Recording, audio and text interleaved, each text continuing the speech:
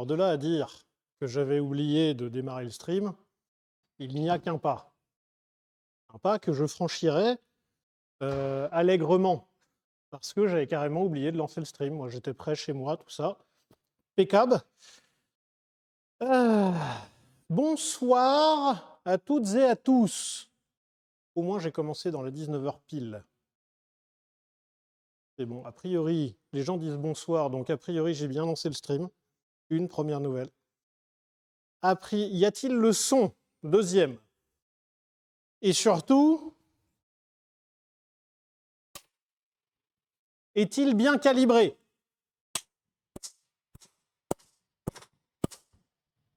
Histoire d'être sûr. Comme ça, on évacue tous les problèmes. C'est calibré, son en avance. Alors, son en avant, vous faites Alt F4, puis ensuite, votre PC, vous savez, vous prenez la tour, vous l'achetez par la fenêtre. Comme ça permet de recalibrer le son. Merci, merci beaucoup. Alors, attendez, oui, j'ai oublié un truc. Je reviens, j'arrive, je reviens. J'ai encore oublié un élément. Ah oui, oui, c'est un peu obligatoire. Hop, ne vous en faites pas. Oui, oui. Bonjour, il est là. On va le mettre ici, là. Hop là. Et puis, non, il est un peu trop plat, là, vu d'ici. Je pourrais le mettre là, mais non, c'est un peu loin. On va le mettre ici, là. Ça, c'est l'armoire électricité. C'est un endroit où il est bien, d'habitude. Merci. Merci à Psycho666 UK, merci à Petit Suisse, merci à Joe Gamer, merci à Professeur Lamoula, merci au Sac à bière, merci à Léo Gouze, merci à Midri, merci à Cibier 21, merci à Foc Atomique, merci à Fébrez, non, à Frisbee 59. Après Fébrez, cool comme pseudo. Merci à Viking 27, merci Nathan et Hollandrew, merci à Tony Osorius 88, merci à Shaki 67, merci à Mr. Tapgan. Bonjour, Joseph Timide est bien là, effectivement. Je ne me mets pas trop près des outils. Effectivement.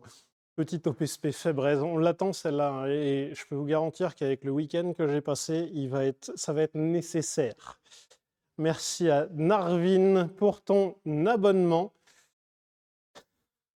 Pendant les vacances, est-ce qu'il y a un Arthur en 2D pour surveiller le Joseph 2D? Eh bien, oui. Mais le Arthur en 2D est à l'étage et j'ai eu un peu la flemme parce qu'il y a Joseph 2D qui est à l'étage normalement. Normalement, Arthur 2D et Joseph 2D surplombent la fabrique et regardent. Merci à Débus pour ton abonnement, enfin pour tes abonnements. Mais là, comme ils sont à l'étage, je suis allé chercher que Joseph, puisque moi, je vous garantis que je suis présent et pas vraiment en 2D. Hein. J'occupe la 3D, toute dimension. Et en ce moment, vous voyez, j'occupe les 5 sens à peu près, en termes de voilà, là, puis ensuite et voilà, vous avez compris. Je suis en 4D, je fais du cinéma immersif, absolute cinéma. Comment est-ce que ça va chez vous? Est-ce que tout va bien, machin? Alors oui, j'ai oublié de mettre le pré-roll. Normalement, 5 minutes avant le stream, on lance le petit écran d'attente. Parce qu'en vrai, j'étais prêt, hein, tu vois, tout est prêt, installé, tout ça, j'ai tout mon setup de caméra, tout va bien. Mais je sentais qu'il manquait un truc. Et bah effectivement, j'ai oublié le pré-roll. C'était les 24 heures du Mans ce week-end. Alors on a été gâtés et vernis parce que on a eu 24 heures du Mans et on a eu Grand Prix du Canada. Bon, 24 heures du Mans, très chouette. En plus de ça, très chouette de la part de Robert Kubica. Merci à THC 1304. Parce que Robert Kubica, globalement, pour ceux qui n'ont pas suivi, merci à Tony HD TTV. Robert Kubica, celui qui était notamment dans la voiture qui a gagné les 24 heures du Mans, dans la Ferrari, pour vous expliquer, à un moment de sa carrière, Robert Kubica était aussi épais que ça. C'est-à-dire qu'à un moment, ils l'ont sorti de sa bagnole, il était en 2D. Dans le genre de résilience et de mec qui en a envie un petit peu. Merci Yo-Yo Lastic, merci à Galimatia Sacha, merci à Diogaltas. Pour l'histoire, Robert Kubica donc, a fait de la F1 par ailleurs. Et voyant que un peu compliqué la F1, il s'est mis en rallye, en WRC. C'est-à-dire qu'il y a un moment, il y a une barrière qui n'était pas d'accord avec la direction qu'il prenait avec sa voiture. La barrière a décidé de passer à travers la bagnole. Ils ont sorti le Robert Kubica de la voiture, il y a tous les os qui sont tombés dans le fond. Bon, il a fallu un peu un championnat du monde du puzzle. Et voilà, donc qu'aujourd'hui, à 40 ans, Kubica gagne les 24 heures du Mans, on est quand même un petit peu dans un level de résilience de l'espace. C'est-à-dire que je me plaignais d'une fibroscopie, donc de me prendre un tuyau d'1,20 m dans la gorge. Kubica a pris une barrière de 6 mètres dans la gueule. Et voilà, ça fait, ça fait relativiser, vous voyez. Donc, félicitations, très très grandes félicitations, notamment à Robert Kubica et à toute l'équipe Ferrari, tout ça. Félicitations à Porsche qui finit deuxième. C'est un peu ouf quand même de la part de Porsche qui revient pour son année de retour, qui tape un deuxième. Un peu ouf quand même. Et puis après, Grand Prix du Canada. Bon, Grand Prix du Canada, pour ceux qui suivent un petit peu. Qu'est-ce qu'il y a à dire? C'est-à-dire que j'aime bien l'écurie McLaren et j'aime bien notamment Lando Norris. A priori, j'aime bien m'attacher aux personnalités un peu compliquées. Norris, il s'est chié dessus. Hein. Il a fait caca dessus. Voilà, il a fait caca sous lui. Alors ceci dit, j'aime beaucoup Hülkenberg aussi. Et je trouve qu'en ce moment, là, Hülkenberg est en train de nous faire un truc de ouf. Team Piastri, il y a beaucoup de Team Piastri ici. Alors, j'aime bien aussi Oscar Piastri, mais je trouve que c'est un peu lisse, vous voyez. Ce que j'aime bien avec Norris, c'est qu'il fait un peu comme le monsieur là, pardon, hop, lui là. C'est-à-dire qu'il y a des hauts très très hauts et puis il y a des bas très très bas. Et puis des hauts très très hauts et des bas très très bas. Eh bien moi, j'aime beaucoup. Enfin, voilà, a priori, voilà, vous avez ce monsieur-là qui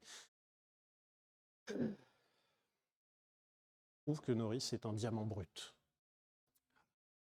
Voilà. L'image Russell Antonelli, ouais, mais pareil, Russell et Antonelli, c'est l'image du gendre trop idéal. Il y a trop propre, ça cache, enfin voilà quoi. Bon bref, ceci dit. Merci à Sébastien 86.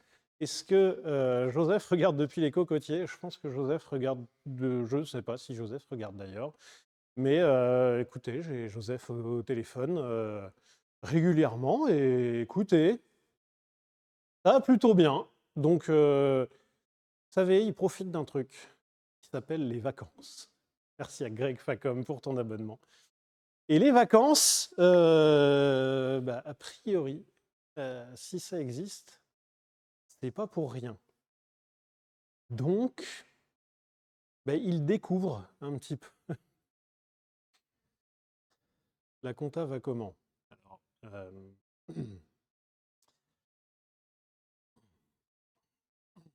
comment va la compta? Comment va la compta? Comment va la comment va la comment va la compta? Aïe, aïe, aïe. Est-ce que j'ai signé les 70 pages de compta? Alors attendez, a priori, le truc signature des papiers.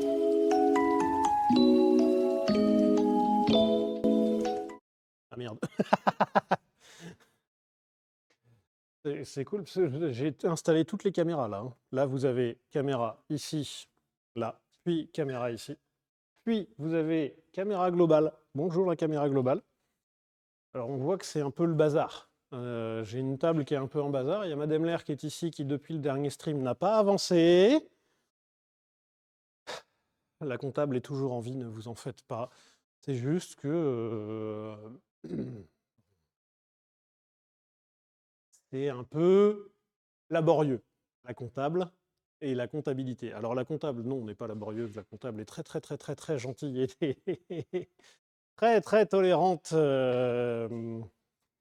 vis-à-vis de mon incompétence et surtout de ma non-volonté de m'occuper de ce sujet-là. Donc, est-ce qu'elle a besoin de vacances, elle aussi? Oui, je pense que la comptable a besoin de vacances. Donc, Arthur est de polarité positive et les papiers de la compta aussi, forcément, ça se repousse. Ah ouais, putain, j'ai pas prévu. J'avais l'impression d'avoir tout prévu pour ce stream, mais j'ai pas prévu le point chaussette. J'ai pas prévu la caméra de point chaussette, ne vous en faites pas, il y a quand même un point chaussette. Alors, attendez, je remonte le pantalon parce que la limite, vous savez, quand on dit en anglais sky is the limit, et ben moi c'est trousers are the limit. Pantalon is the limit. Alors cette table est assez haute. Merci à Lafayette Auto pour ton abonnement. Où est-ce qu'on est? On est où? On est caméra 2. Voilà. Hop! Close up. Alors, c'est des chaussettes très, très bizarres. Il y a une espèce de signe, une espèce de flaque de pétrole. Je ne sais pas exactement ce que c'est supposé représenter, mais j'aime bien ce côté un peu nimple. Je pense que c'est un truc grec un peu, parce qu'il y a un discobole. Il y a quelqu'un, je ne sais pas, Aristote, Platon, truc. Il y a un signe, mais je ne sais pas pourquoi, peut-être qu'on me dira. Et là, il y a... Je ne sais pas. Donc, on ne comprend pas trop la DA, effectivement. Et de l'autre côté, hop, on est sur du plus classique. On a un petit crocodino pour le plus grand plaisir.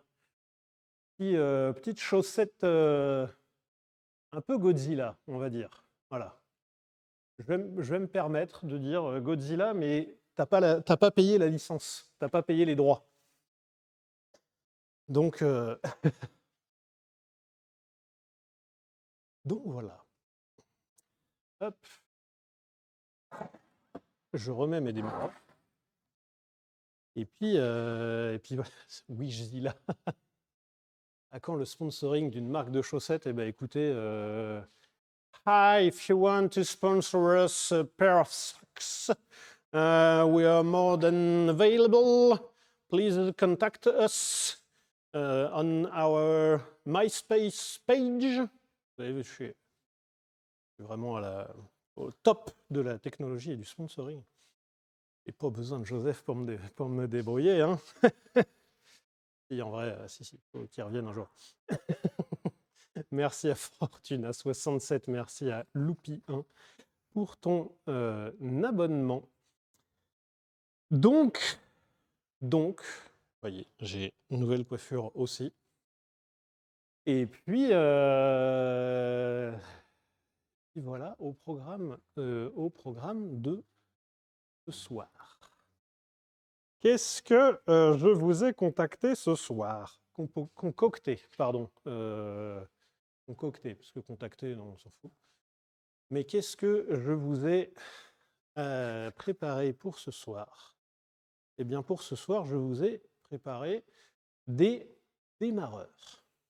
Petite fricassée de démarreurs. Hop. Alors, attendez, c'est la cam 2, du coup. Voilà.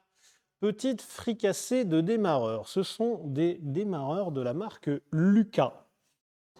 Ceci est un démarreur que j'ai refait. Enfin, refait, on va faire des grands guillemets. Il y a. Oups là.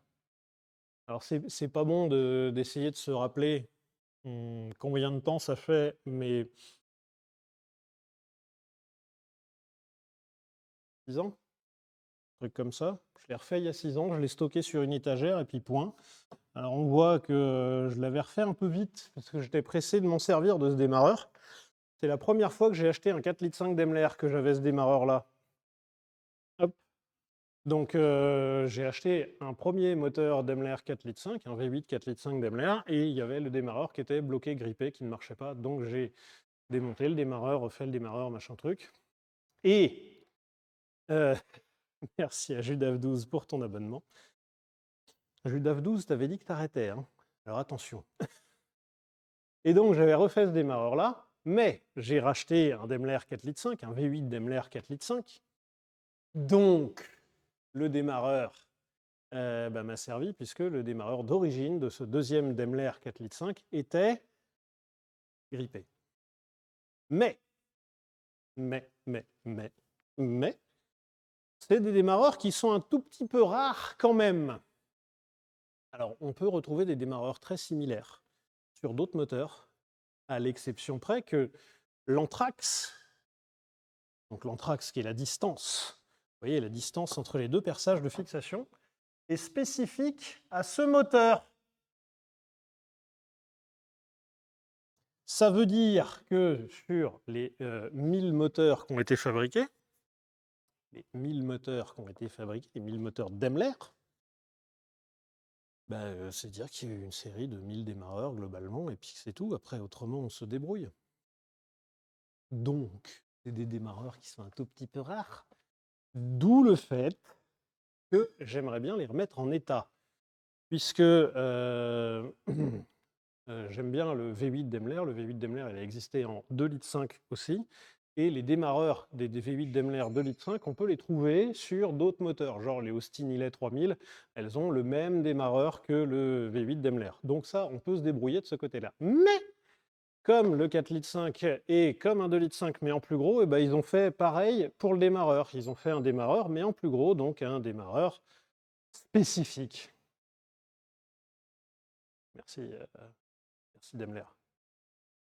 D'où le fait que, voilà, j'ai prévu de l'ouvrir. Et en plus de ça, ce qui est un peu rigolo, c'est qu'il y a un peu de challenge. C'est-à-dire qu'actuellement, on va pouvoir essayer le démarreur sur l'établi, sur la table, on va pouvoir essayer de le faire tourner. Et on va voir qu'il ne fonctionne pas. Ou alors ça se trouve, on voit qu'il fonctionne et puis là j'ai l'air con et fin. Donc, alors attendez, il y a un autre truc que j'ai mal paramétré. Tac. C'est donc caméra, ça, comme ça, comme ça. Ah là! Et ça, on le met ici. Toc! Et là, normalement, je suis prêt à bricoler. Tac, tac, tac, tac, tac. Là, les deux caméras fonctionnent. Attention, aucun trucage. Regardez, il n'y a aucun câble caché. On peut passer en dessous du démarreur. Voilà. Vous constaterez qu'il n'y a aucun trucage. Hop. Attendez. Tac. Voilà. Donc, ce qu'on va faire, on va d'abord tester pour voir le premier comment il fonctionne. Et on pourra regarder comment que ça fonctionne un vieux démarreur, parce que ça, c'est un vieux démarreur. Les démarreurs aujourd'hui, les démarreurs modernes, ils ont une petite pièce en plus ici, qu'on appelle un solénoïde. Sauf que celui-là, non, on se base sur un ressort ici pour faire le boulot du démarreur. Et surtout, le démarreur, il doit aller s'enclencher. Et là, vous voyez, je pense. Le démarreur doit aller s'enclencher, puis se débrayer, puis s'enclencher, puis se débrayer. Ah, c'est quand même bien fait, non, ce petit truc. Vous voyez, hein, c'est rigolo. Et donc, bref, première opération, ça, bzzz, et puis on voit que ça fonctionne, et youpi, on est content. Celui-là, on sait qu'il fonctionne parce que c'est celui-là même qui a permis de redémarrer l'épave de Daimler V8 dont on a sorti le moteur, enfin, de redémarrer le moteur qui était dans l'épave. Et ensuite, on a retiré le moteur de l'épave et l'épave partie. En vrai, elle est encore devant la fabrique, il faut que j'aille la donner à un copain qui a plusieurs Daimler comme ça. Et ensuite, on vérifie le deuxième démarreur, le démarreur qui est plus à l'état de rouille que de démarreur. Et puis, on vérifie qu'il ne fonctionne pas. On vérifie qu'il n'y a pas de trucage dans l'histoire. Puis après, on démonte, on nettoie tout, etc. On essaie de comprendre un petit peu comment ça fonctionne, ce truc-là. Alors, c'est un peu électrique, donc je suis un peu moins solide sur mes appuis. Et puis ensuite, on nettoie tout ça. Normalement, quand on remonte, victoire, ça démarre. Vous avez vu que j'ai dit normalement quand même. Et il y a un truc classique dans la mécanique, c'est quand on dit normalement sur quelque chose, ça ne se passe pas comme c'est prévu. Voilà, c'est une constante. Voilà, c'est un truc classique de la mécanique. L'effet démo, effectivement. Ça, c'est un grand classique chez nous, même à la fabrique auto, quand on rend une voiture à un client. Alors, on a trouvé de quoi contrebalancer cet effet. D'habitude, traditionnellement, quand vous rendez la voiture à un client, au moment où vous voulez montrer que vous avez fait un truc bien, eh bien, ce truc foire. Ça, c'est un truc ultra classique. Mais, si vous prévenez votre client de cet effet-là, eh bien, du coup, il y a une immunisation du système global. C'est-à-dire que si vous prévenez votre client en disant « Attention, il y a l'effet client, là, vous allez voir, la voiture ne démarre pas. » Et là, vous démarrez. La voiture, de toute façon, va faire l'inverse de ce que vous lui demandez. Donc, si vous prévenez que ça ne fonctionnera pas, la voiture va fonctionner. Le pire, c'est que ce n'est pas complètement faux. Connu sous le nom d'effet démo, effectivement, ouais. Les voitures, du coup, est-ce que les voitures ont une âme? Non, toujours pas. Alors, une petite batterie. Hop. J'ai prévu ma petite batterie. J'ai prévu mes pinces plus et mes pinces moins. Et non pas pince mi et pince moins, hein, ça c'est moins rigolo. Alors ces pinces marchent moins, enfin pince moins, enfin bref. Hop. Je suis à présent doté d'un plus et d'un moins. Ce truc-là, cette prise-là, doit être reliée au plus. Alors, si je fais toucher les deux pinces, ça fait bzz. Tac. Non, je vais plutôt faire celle-ci. Voilà. Ce truc-là, donc, doit être relié au plus. Je suis content que je suis donc relié au plus. J'ai plus ensuite qu'à relier le démarreur sur le moins. Et là, normalement, ce truc-là doit tourner. Attention, mesdames et messieurs, sous vos yeux ébahis. Ça tourne. On va le refaire en deuxième caméra, plus grande, pour que vous voyez bien l'effet rotatif. Impressionnant, n'est-il pas? Hop. Donc là, ce que vous voyez, alors il y a déjà une grosse étincelle. Alors l'étincelle, elle est liée au fait qu'on a un pic d'intensité. Forcément, quand on démarre un moteur, pour le démarrer, il y a une grosse demande en énergie, mais du fait qu'il y ait une grosse demande en énergie, mais qu'on n'a pas encore complètement la pince accrochée sur le truc, eh bien, il y a beaucoup d'énergie qui passe par... Voilà, par un tout petit passage. Du fait qu'il y ait beaucoup d'énergie qui passe par un tout petit passage, eh bien, du coup, il y a une fusion d'un peu de métal et on fabrique une étincelle. L'étincelle s'arrête à partir du moment où la pince est vraiment bien fixée sur le truc et donc il y a beaucoup d'énergie, mais qui passe par beaucoup de surface, d'où le fait qu'il n'y ait plus d'étincelle après. C'est un peu le principe de la soudure. La soudure, on fait passer beaucoup d'énergie par un tout petit passage. Ce qui fait fondre ce tout petit passage, eh bien, c'est le fil de la soudure qu'on fait fondre. Donc, deuxième truc, deuxième démarreur. Je suis désolé, on est dans le nouveau setup et je n'ai pas activé la fumée. Je ne sais pas faire. Voilà. Comme ça, vous saurez tout. Je ne sais pas. Voilà, je ne sais pas comment faire. J'ai regardé et... Ouais, bah voilà, c'est bon. Est-ce que vous êtes prêts? Vous êtes prêts? Est-ce que vous êtes prêts? 3, 2, 1.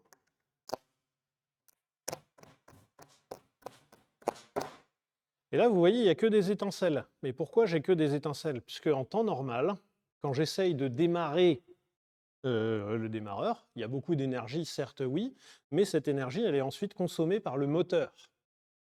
Ce qui limite l'énergie que j'ai à transmettre. Parce qu'il y a un pic au démarrage du moteur. Pourquoi il y a un pic? Parce qu'il faut le lancer, le moteur. Mais ensuite, au fur et à mesure que le moteur consomme l'énergie, eh bien, du coup, l'énergie à transmettre est moins importante. Sauf que là, j'essaye de démarrer un moteur qui est grippé. Donc, ça veut dire que mon énergie, elle monte, elle monte, elle monte, elle monte tout le temps, et elle tend vers l'infini. Du coup, j'essaye de lui apporter le max d'énergie possible, mais au final, vous voyez sur ma pince, ici, alors il faut que je fasse comme ça, et sur ma pince, bah, ma pince, elle commence à faire de la fumée. Donc, réessayons en plus grand, cette fois-ci. Non, c'est pas ça, c'est ça. Tac. Hop. Voilà, ça a fini par lâcher ici. Donc, non. Voilà, ça marche pas. Point.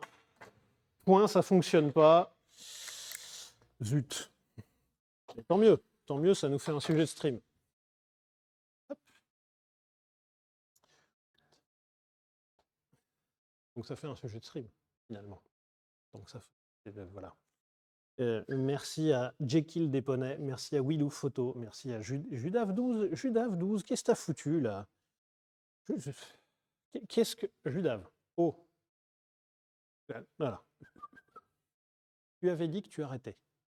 Qu'est-ce que tu as fait là? Qu'est-ce qu'on voit là? Qu'est-ce qu'on voit? Qu'est-ce que je vois? Là, je vois 3 subs. Les gros yeux. Hein. Attention. Alors, qu'est-ce qu'on a comme possibilité? Alors, la possibilité 1, c'est de changer le démarreur. Vous avez eu l'explication, moins de 1000 démarreurs au monde de cet acabit. Donc, merci à AdriDNS ou AdriDNS. Il y a moins de 1000 démarreurs au monde de ce genre-là. Donc, racheter un démarreur, c'est compliqué. Et tant qu'à faire, même s'il ne redémarre pas, ça me fait un peu de pièces pour mon autre démarreur. Parce que oui, sur les 1000 démarreurs au monde, j'en possède 2. Voilà. Voilà. Mais l'autre technique étant, on ouvre le démarreur, on nettoie bien ce qu'il y a dedans et on essaye de comprendre où est-ce que ça a merdé. Surtout. Donc, par où est-ce que ça a grippé. On nettoie tout ça, on remonte, on réessaye, et soit on est content, soit on n'est pas content. Merci à Pluk pour ton abonnement. Donc, je dis beaucoup donc, non. Alors, allons-y, si vous le voulez bien, qui est un démarreur. Là, vous voyez ici le truc qu'on appelle la noix de démarreur. Et là, si j'essaye de tourner, vous voyez, là, si j'essaye de tourner dans ce sens-là, c'est normal, parce qu'il y a un système d'hélicoïde ici. Mais là, si j'essaye de tourner dans l'autre sens, l'axe, il est bloqué, alors que si je prends mon démarreur OK, bah là, ça tourne. Donc, il y a potentiellement un roulement ou un truc comme ça qui est bloqué. Alors, si c'est un roulement qui est grippé, bah, j'ai l'air con, point. Fin de l'histoire. D'où ben voilà, il y a toujours une incertitude parce qu'on travaille sur des trucs un peu vieux. Alors démonter un démarreur, c'est quand même relativement simple. dans le sens où, là, je vais démonter ce truc-là, je vais essayer de démonter cette sangle-là, qui va me permettre d'accéder au charbon, donc à la partie transmission d'énergie. Là, vous avez ici la prise. Hop là, vous voyez cette prise-là. Cette prise, en fait, c'est le plus. En fait, c'est l'arrivée de puissance qui se fait ici, l'arrivée de tension, qui se fait par là, et ensuite qui vient transmettre de l'énergie à un truc qui s'appelle des charbons, donc qui sont des petits bouts en cuivre notamment, qui doivent transmettre de l'énergie sur le truc qui tourne. Donc des charbons ou des balais, par ailleurs. Vous avez peut-être déjà entendu parler de la notion de moteur brushless, donc sans balai. Eh bien là, c'est un moteur à balai, celui-là. Donc là, je vais essayer d'enlever cette sangle. Hop. Première vis, elle n'est pas grippée. Ça, c'est de la chance. Voilà l'état du truc. Alors, il y a à boire et à manger dedans. Là, vous voyez la fameuse petite sangle. Alors, traditionnellement, quand on remonte ces trucs-là, on essaye de mettre un joint, enfin une espèce de joint papier, pour éviter que ça ne rouille trop vite. Hop, là ensuite, ici, et là. Et a priori, c'est tout ce que j'ai à faire ensuite sur le démarreur. C'est assez rapide à défaire un démarreur quand même, hein. Donc, est-ce que j'ai de la chance? C'est là qu'on va voir le... Celui-là, il se défait. C'est une vis qui traverse tout. Il va jusqu'au bout. Hop. Celle-ci se défait. Donc, c'est une grande vis, hein. Alors, allez, voilà, première vis. Vu... Oh oui, il y a un autre truc qui est fun, c'est quand vous démontez un vieux truc comme ça, souvent à l'intérieur, c'est bresson ce qu'il y a. Alors, deuxième.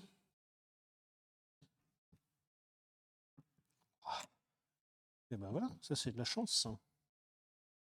Chance insolente même. Alors il y a une odeur, je ne sais pas si vous avez déjà eu une odeur de circuit électrique cramé. Et ben voilà, c'est tout, c'est exactement ça qu'il y a dedans.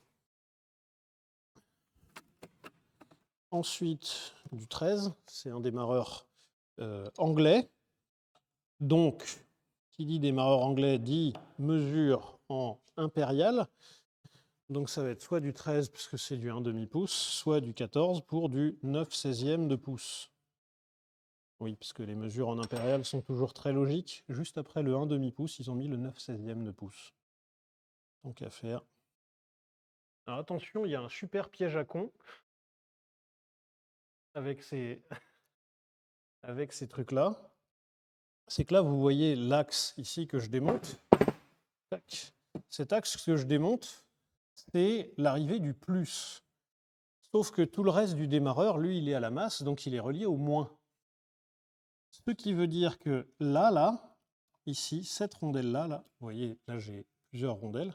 Là j'ai une première rondelle assez fine qui est une rondelle frein, la deuxième rondelle plate en acier qui est une rondelle d'appui, et celle-ci, là, la troisième, c'est une rondelle isolante.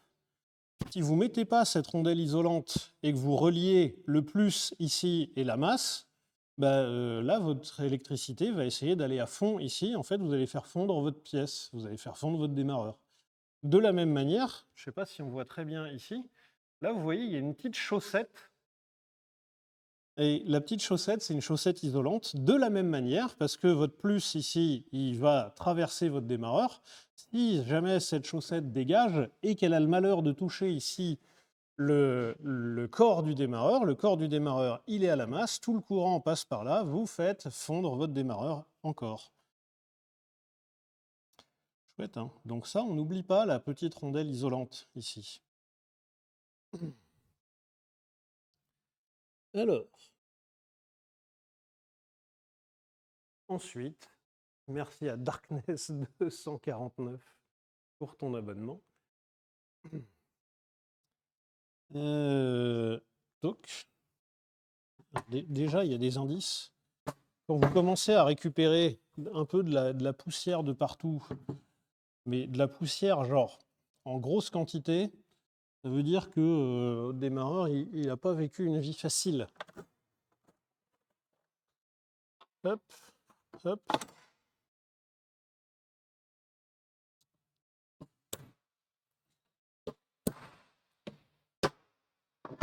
Ok, donc là, j'ai le cucu de mon démarreur ici qui est grippé. A priori, c'est lui. Là, donc cette pièce-là, la pièce qui fait le fond, elle est en alu.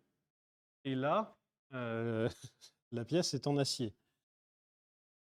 Ce que j'aimerais bien faire, c'est désolidariser cette grosse flasque ici du corps du démarreur et ensuite le corps du démarreur de la flasque de derrière. Normalement, tout ce que j'ai à faire, normalement, tout ce que j'ai à faire, c'est de séparer ces deux pièces-là et ces deux pièces-là. Bon, sachant qu'il y a un truc grippé dans l'histoire, il y a un moment, ça va me gêner. Merci à TOS84 pour ton abonnement. Alors.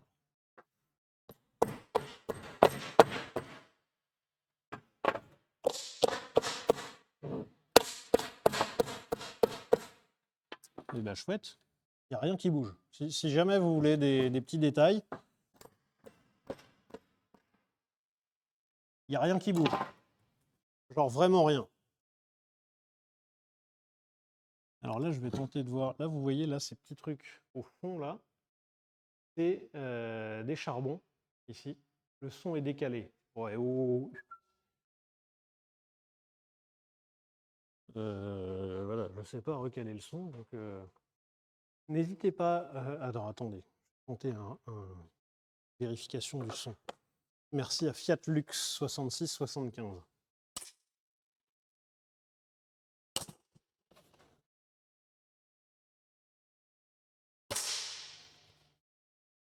Ça marche? C'est reviendu. Non, c'est bien, le son est bien. Non, ça va. Ok. Tout va bien alors. Alors, on va commencer à passer aux méthodes un petit peu alternatives. Ceci est un burin. Mon objectif est de lui faire peur. Alors normalement, il y a on appelle des indentations.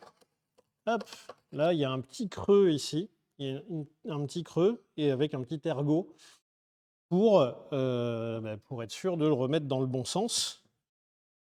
Mon idée étant de me servir de ce petit creux ici pour me faire un point d'accès dans le plan de joint entre les deux pour pouvoir écarter tout ce schmoll.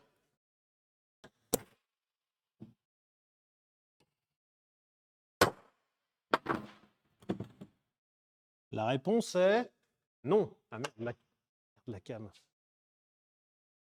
Pardon. Donc, mon idée, c'est que là...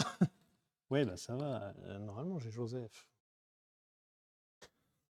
Donc là, mon idée, c'est qu'il y a une indentation ici. Ça va, vous, tout ça?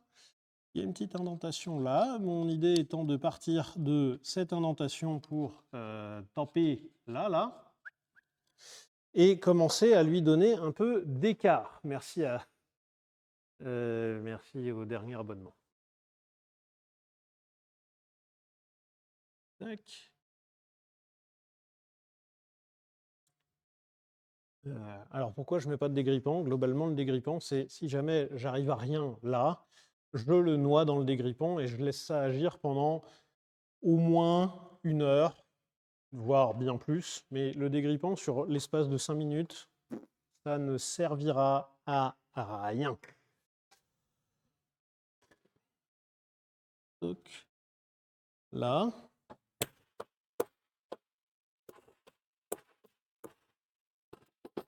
Il y a un truc qui a bougé. Il y a un truc qui a bougé. Mais on va voir si de l'autre côté ça a bougé. Si. Eh. Il y a un mouvement. Je ne sais pas si vous voyez bien, mais c'est bon. ça s'est décollé. Il a parlé. Merci à Kaiser 74 390. Donc, là, il y a un mouvement. Mais, mouvement ici ne veut pas dire mouvement partout. Genre ici.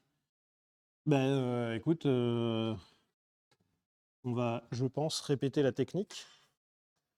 Alors, pour se faire un peu de visu, j'ai pensé à prendre du papier de verre. Ici, on a un magnifique papier de verre grain 80. Alors, vu comment il est grippé, ce bazar, il n'a pas envie. Hein. Je vais d'abord essayer de taper. Alors là, on peut passer par l'arrière ici et de taper comme ça pour essayer de le chasser. J'ai dit, je vais essayer. Tac.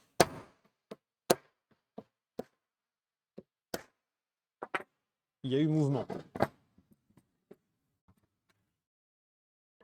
Hop.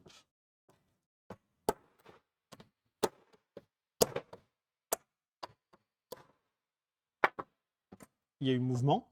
2, le retour. Là, on va réessayer.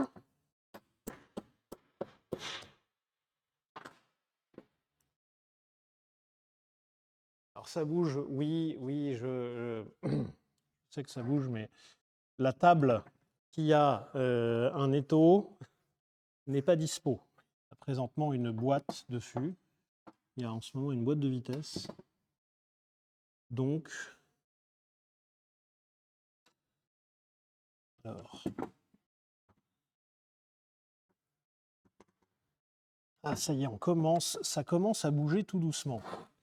Eh ben, je pense keep pushing, hein, parce que là, mon indicateur, c'est entre là, qu'est-ce que j'ai ici? Là, vous voyez le carré c'est l'axe, et là, ma pièce en aluminium, elle est montée normalement sur un palier. En fait, l'axe est supposé pouvoir tourner dans la pièce en alu. À mon avis, le grippage, il est là. J'ai dit à mon avis. Hein. Parce que là, ouais, actuellement, la pièce en alu n'a pas envie de bouger par rapport au reste. Enfin, par rapport à mon axe.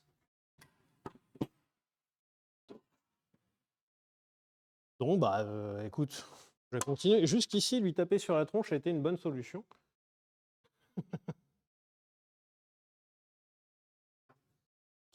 Keep tapping.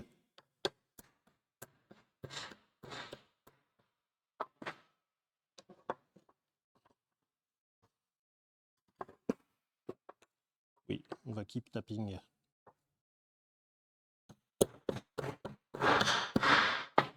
Ça y va, hein. Hop.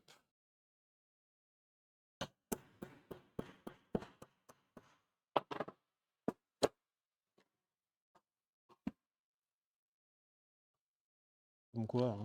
Joseph avait raison finalement. Le marteau, c'est le meilleur outil de la mécanique. Hein. C'est pas vrai. Hein. Ça qui est compliqué avec la mécanique, c'est de faire comprendre à des gens parfois un peu brutaux que le marteau, c'est pas toujours la solution, mais que certaines fois, c'est quand même la solution.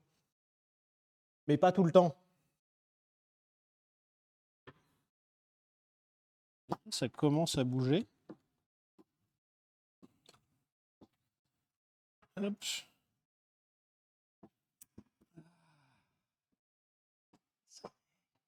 Ça y est. Alors là, il faut que je sorte les charbons. Et là, c'est un petit moment fun. Allez. Tac. Un premier. Là, les charbons, en fait, il y a des ressorts qui leur appuient dessus.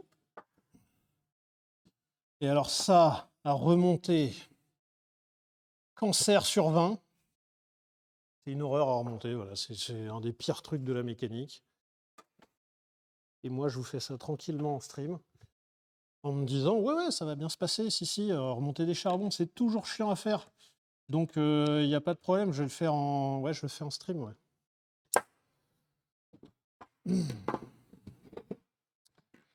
Hop.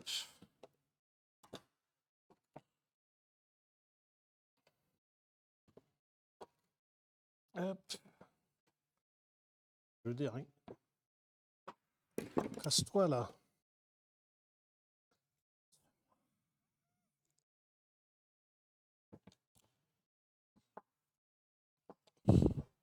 Non, je galère pas du tout. Ah là.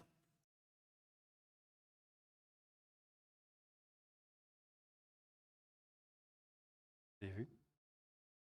C'est beau, hein. On dirait le cœur de Tony Stark, si jamais Iron Man avait été filmé en 50 avant Jésus-Christ. Voilà. Donc là, vous avez les fameux, les maudits charbons, là.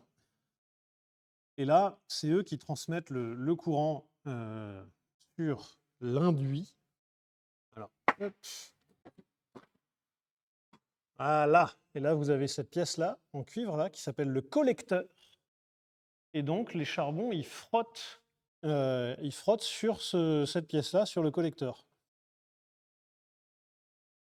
Voilà. Ben, c'est pour ça qu'il y a autant de traces d'usure. Alors, vous voyez à l'intérieur l'état du truc. Je ne sais pas si on voit très bien. Mais c'est pas beau, hein. Là, il y a tout un bobinage de cuivre. C'est un peu la même chose qu'ici. Là aussi, vous avez tout plein de bobinages de cuivre. Tout le cuivre ici est recouvert d'une espèce de cire isolante.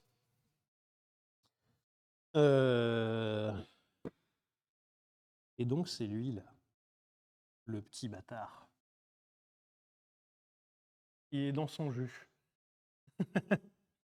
Il y a un peu de crasse. Oui, ouais, il est dégueulasse même. C'est lui qui est grippé. Là, ce truc-là, ça s'appelle un palier, ou un palier lisse. Normalement, mon démarreur, il est... Parce que là, vous voyez, il tourne. Cette pièce-là tourne. Donc là, c'est posé sur une bague en bronze. Là aussi, on a une bague en bronze ici. Normalement, mon démarreur est supposé pouvoir pivoter. Vous voyez, mon axe est posé sur 2 bagues en bronze, ici. Et tout le truc tourne le long de ces 2 bagues en bronze. Sauf que bah là, il y a une bague en bronze qui s'est soudée. Et forcément qu'il n'est pas beau, tu as tapé dessus avec un marteau. Non, mais ça va, il n'est pas beau parce qu'il est tout crade. Mais on va lui rendre du lustre. Alors, ce qui rend les choses compliquées, c'est que si jamais on a besoin de dégripper tout ce bazar, je ne peux pas trop utiliser de chalumeau. Parce que le bronze a une température de fusion relativement basse, et donc si je commence à y chauffer sa tronche au chalumeau, j'ai toutes les chances du monde de le faire fondre. Deuxième truc, c'est que là, ce truc-là, comme je vous disais, il y a une cire, une espèce de vernis isolant qui recouvre chaque fil de cuivre. Si jamais je coupe ou je fais fondre du vernis isolant ici, eh bien du coup, je vais avoir des arcs électriques qui vont pouvoir se créer. Et sachant que le principe d'un bobinage comme ça, c'est que le courant se tape tout le trajet pour créer un champ magnétique, on appelle un champ induit ou un courant induit, d'où le nom d'un induit, eh bien, si je fais fondre les trucs, mon électroaimant, eh bien, il n'aura pas sa force réelle. Donc je vais juste en fait niquer mon démarreur. Voilà, point. Il n'aura plus assez de force, voire en fait mon courant il va juste faire un arc très très court et au final je vais juste faire une machine à cramer ma voiture. Ça ne m'intéresse pas, vous voyez. Ou alors si je crée une machine à brûler ma voiture, je ne le fais pas en live. Comme ça je peux quand même dire à mon assurance que oh là là, j'ai pas de chance. Merci à Ryujin-san. Ryujin-san. Merci à CG05. Question curieuse, comment tu as découvert ces 2 problèmes causés par l'utilisation d'un chalumeau? Alors, story time. Il y a fort longtemps, je travaillais chez un restaurateur de véhicules anciens et je refaisais un moteur de Corvette. Une chouette Corvette d'ailleurs. sais plus ce qu'elle est devenue d'ailleurs, mais une Corvette C2 de 1964, une Corvette cabriolet C2 Daytona Blue avec le moteur High Performance 327, donc je sais plus, 327 c'est un 5,7 litres je crois. Chouette moteur, supposément 365 chevaux, bon, mon patron, l'ancien patron, avait acheté cette voiture-là, soi-disant, toute restaurée à neuf. On a reçu la voiture, on a vérifié sur les photos si c'était bien la même, parce que soit c'était des très bons photographes, soit c'était des très bons escrocs. Il s'est avéré que c'était les deux. On a pris les compressions du moteur. La meilleure compression, c'était 4 bars. Toutes les autres, elles étaient complètement au chou. L'embrayage était monté à l'envers, puisque c'était une boîte mécanique. Et surtout, par-dessus le marché, le châssis était complètement rouillé. Mais rouillé en mode tu passes à travers. Donc on est parti sur une restauration totale de cette voiture. Et donc la restauration totale d'une Corvette, ça passe par on enlève le moteur, et surtout on décaisse. En fait, sur les Corvettes, toutes les Corvettes, c'est des caisses en plastique renforcé à la fibre de verre, et donc, enfin en résine renforcée à la fibre de verre, et donc on sépare le châssis en fibre de, enfin la caisse en fibre de verre du châssis qui lui est en acier. Et donc, on sépare ce truc, on démonte la voiture entièrement. Alors là, je me suis amusé par ailleurs à refaire tout le châssis, à couper le châssis, prendre toutes mes mesures, toutes mes mesures. Vous savez, les diagonales, les trucs comme ça, pour être sûr que quand je le ressoude absolument pile exactement au même endroit. On envoie le châssis en sablage une fois qu'il est réparé. Donc on sable tout, on remonte le châssis traité en époxy, tout le bordel. Et effectivement, mesureman, parce que ouais, j'ai passé à peu près une journée de mesure de châssis, de mesurer toutes les hauteurs du châssis. Alors c'est quasiment un marbre, je vous garantis qu'à ce moment-là, j'aurais adoré avoir un marbre. Alors un marbre, qu'est-ce que c'est en automobile? En fait, c'est des grosses poutres en acier où on est sûr qu'elles ne bougent pas. Et après, il y a des endroits sur des châssis où vous pouvez vous fixer pour avoir exactement toutes les cotes et les angles. Et ça fait que quand vous coupez votre châssis, eh bien, vous avez toujours des points de référence. Alors là, à l'époque, je n'avais pas de marbre, mais j'ai mesuré le maximum que j'avais. J'avais pris un endroit le plus plat possible. Je m'étais fabriqué des piges, donc des tubes, etc., avec des pointes pour pouvoir être sûr de poser au bon endroit et tout ça. C'est cool. Vraiment, mais sérieusement, je me suis cassé les noix avant de couper mon châssis, machin truc, ressouder les nouvelles traverses, tout ça, envoyer le châssis au sablage, ensuite envoyer le châssis en peinture époxy, ensuite récupérer ça, tout remonter, et arrive le moment du moteur.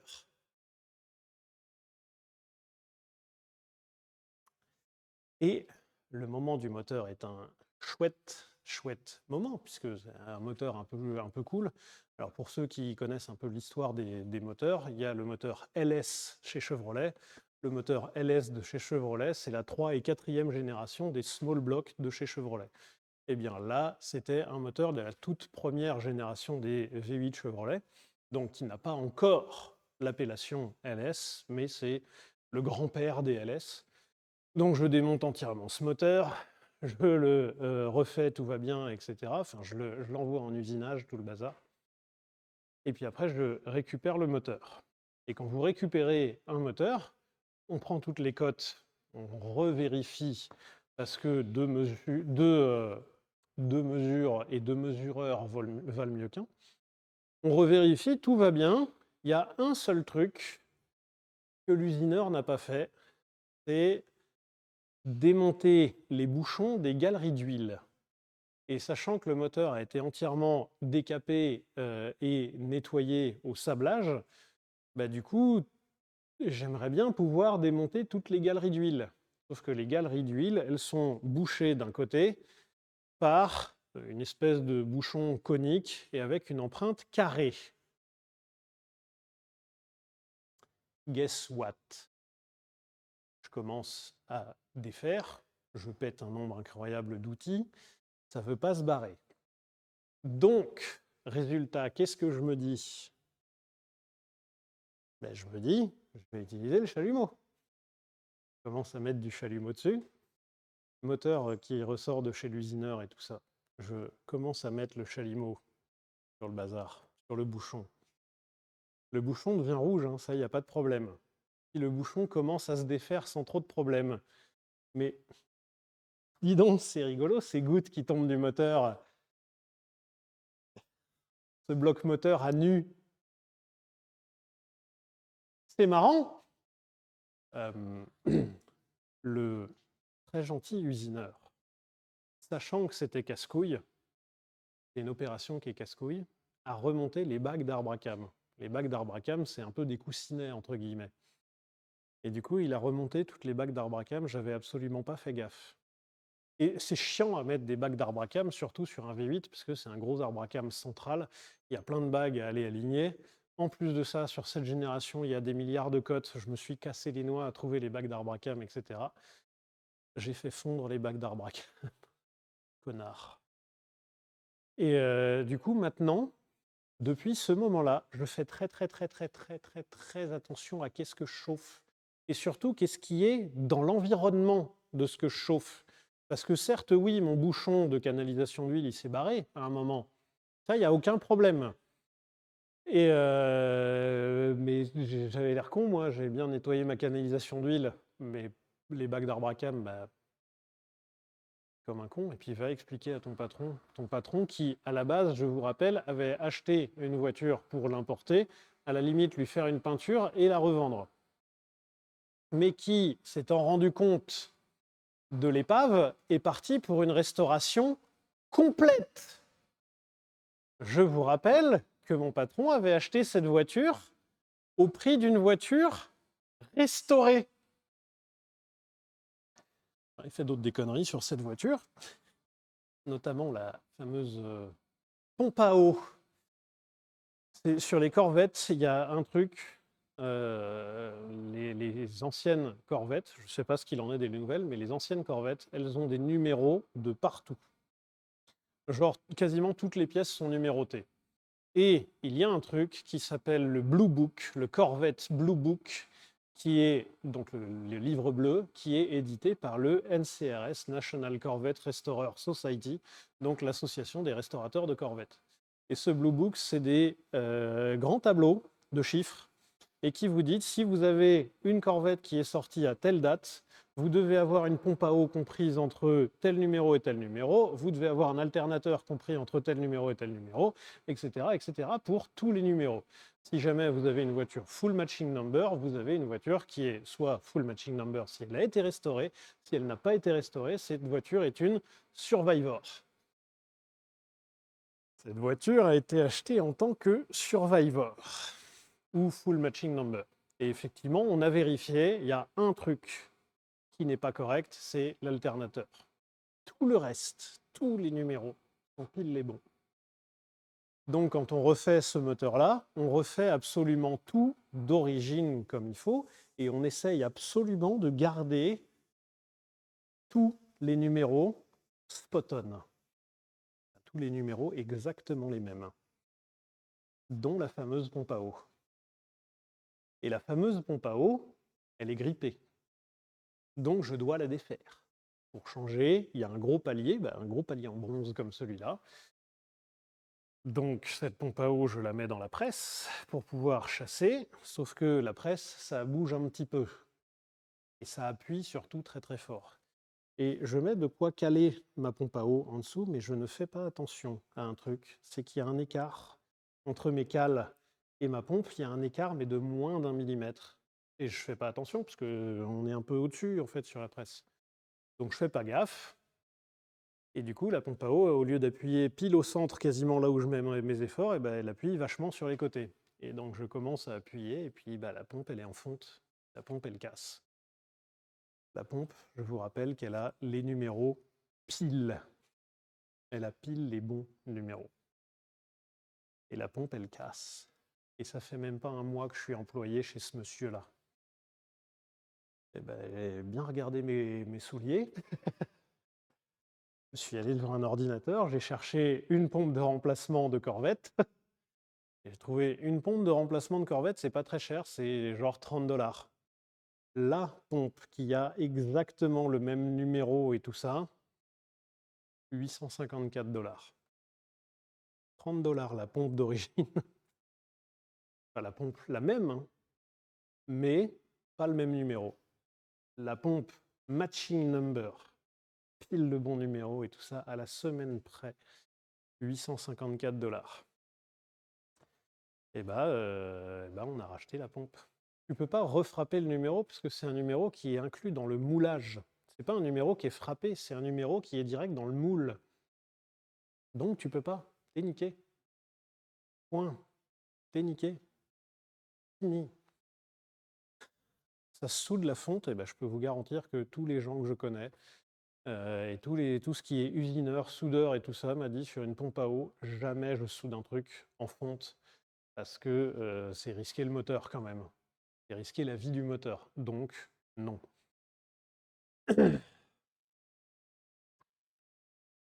Voilà, des belles petites expériences sur cette maudite Corvette, mais au final, j'ai fini par finir la restauration. Et puis ça s'est plutôt bien passé.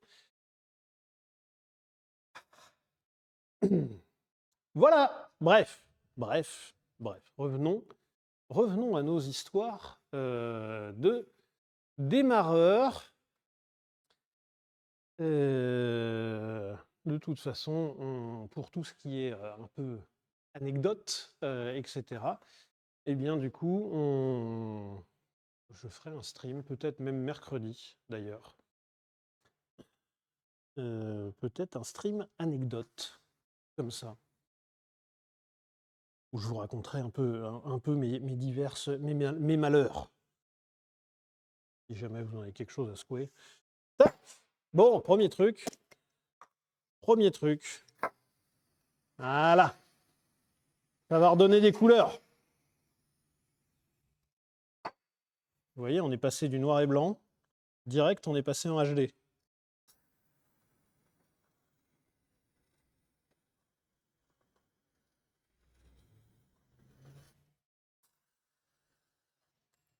Toc.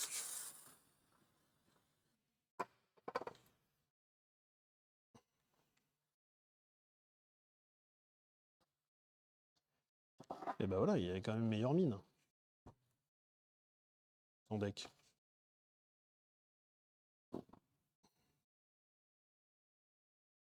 Vous voyez, il y a même des numéros. On voit qu'il y a des numéros. Ça se trouve, il est matching. On est matching démarreur. Alors, ça, c'est bien sale. Je vais encore faire un génocide de chiffon dans cette affaire, je sens. Toc. Et ben, tant qu'on y est, on va nettoyer les vis aussi.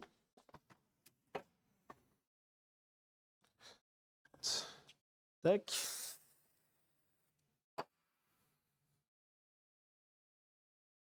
Parce que les vis étaient quand même super grasses. Merci à Manon0070 pour ton abonnement.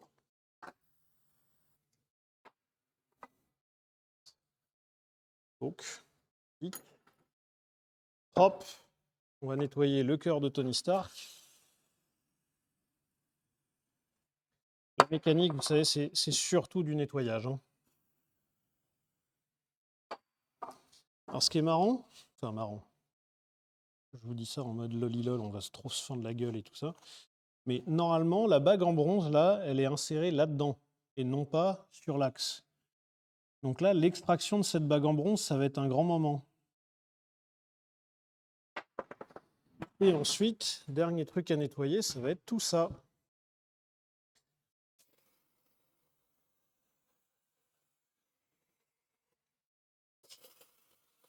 Ah, Joseph n'est pas là, donc on a eu une telle réduction de nettoyant fin que par hommage, je suis obligé d'en consommer au moins 16 bouteilles par stream pour garder la même conso, quoi. l'état de ce qui sort. Hop.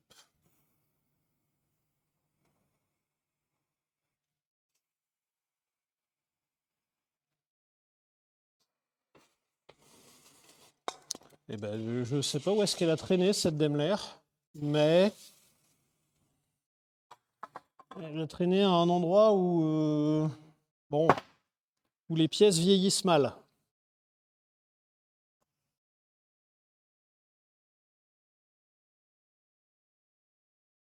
Hop, tac, chiffon neuf, chiffon tout propre.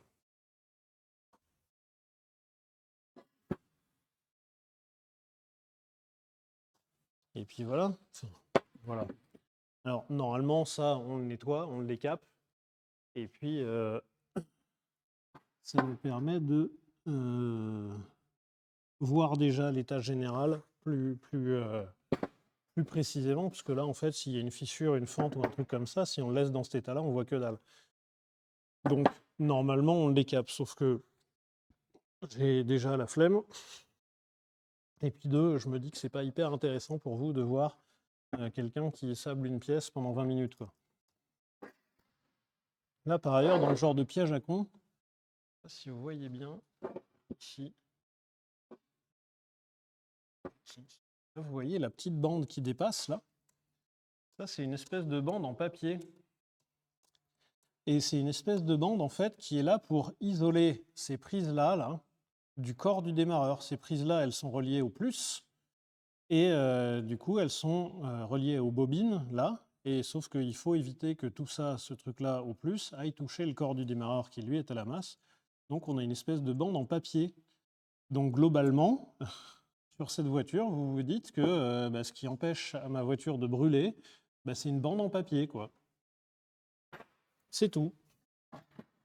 Point. Et alors, c'est là maintenant qu'on s'amuse. Alors, on s'amuse, c'est pas du tout.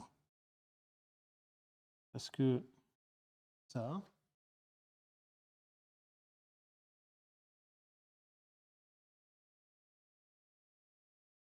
là,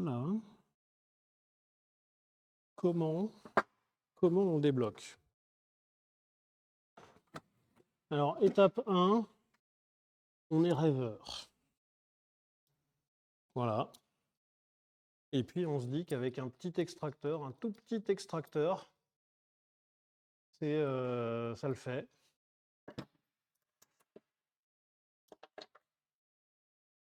Mais jamais, là, l'extracteur, il passe pas. Donc, est-ce que j'ai d'autres extracteurs qui pourraient passer? Je pense que la réponse est non. Là, ça passe pas. Là, il faudrait en fait que je puisse avoir un extracteur comme ça et qui arrive à passer en dessous de ça. Et ce serait bien. Et ce serait bien, mais malheureusement, actuellement, des extracteurs qui passent là-dessous, je n'en ai pas. Enfin, j'en ai pas là tout de suite, hein, à proximité. Il m'en reste un qui a les morts assez fins. Alors les morts, c'est les prises de l'extracteur. Donc, essayer d'aller le chercher. C'est une relique de l'ancien temps. Je reviens. Alors attendez, je vous mets caméra globale. Hop. Et puis je m'en vais. Et je reviens, vous en faites pas. Hop.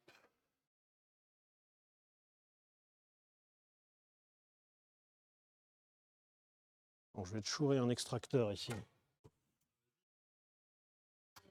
Ils sont où les extracteurs? Le vieil extracteur Facom. Non, oh. Je reviens, hein, vous en faites pas. Je reviens, j'essaye de trouver la relique de l'ancien temps, le vieil extracteur, voilà. Celui-là.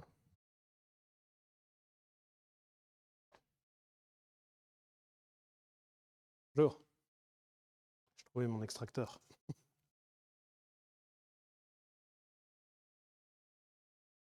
Bonjour.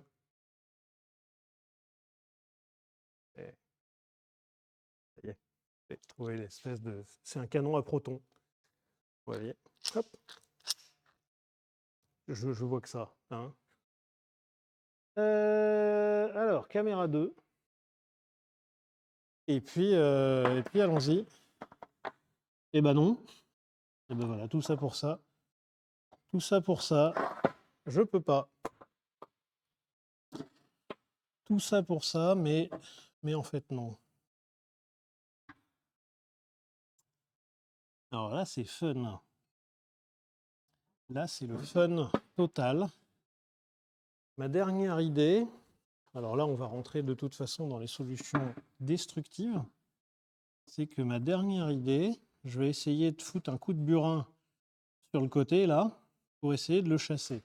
Si jamais ça ne marche pas, après, il faut que j'utilise une fraise, une petite fraise carbure, et puis que j'arrive à faire une rainure dedans pour que la bague puisse s'ouvrir ici.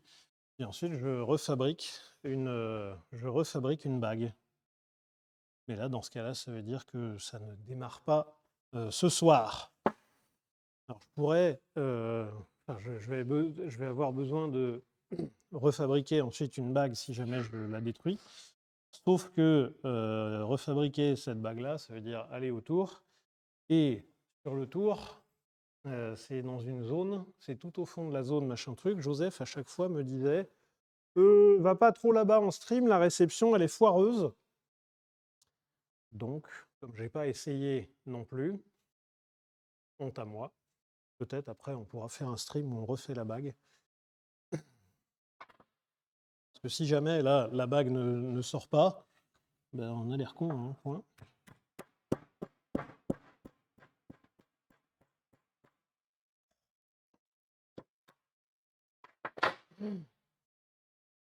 Tous les gens qui ont déjà travaillé dans la mécanique, tous les gens qui ont déjà travaillé dans la mécanique, là, ils me disent, mais dis donc, t'as un gros coup de chance.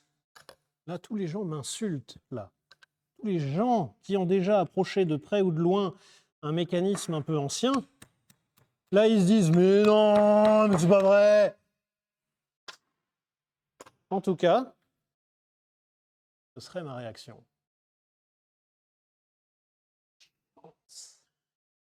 Yay.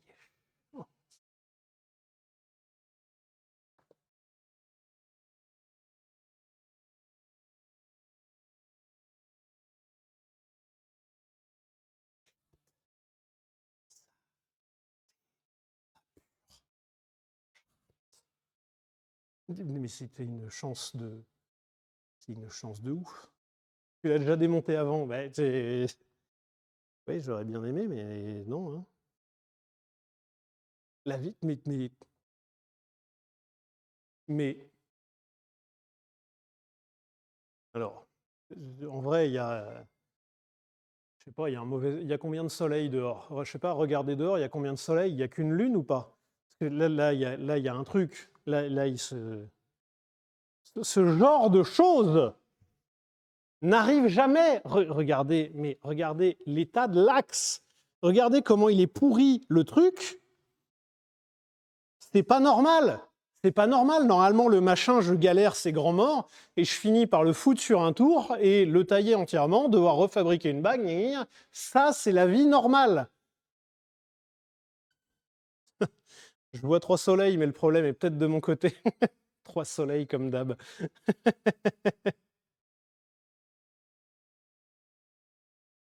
La moulasse. J'ai une vieille chance, c'est un truc de ouf. Oh.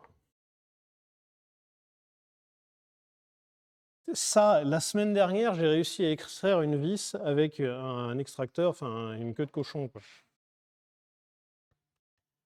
Ça se remonte pas, bien évidemment. Alors le machin n'a pas l'air complètement droit. Peut-être parce que je lui ai tapé dessus. Bah écoute, on va continuer. Hein. Donc là, on va nettoyer ça complètement. Que le problème de l'histoire, enfin, le problème d'avoir eu le démarreur grippé, c'est que là, globalement, la rouille ici me fait augmenter le diamètre. Et donc, c'est d'où le grippage de l'histoire. Donc là, mon idée, c'est de bien nettoyer l'axe, ici, de redescendre le diamètre, en fait, de redescendre à la cote normale, à la cote nominale.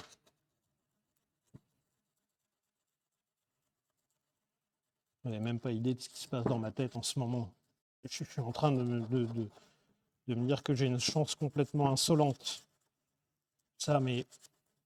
Et je me mets à votre place. Hein. Je me dis, je regarde un stream comme ça, je me dis que le gars l'a déjà démonté.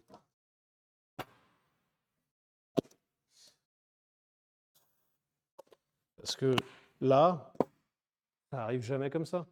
En vrai, ça arrive jamais. Jamais.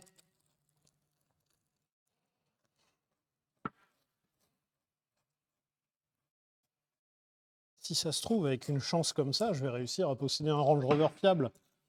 Non, faut pas déconner non plus. Il y a des limites à la fiction.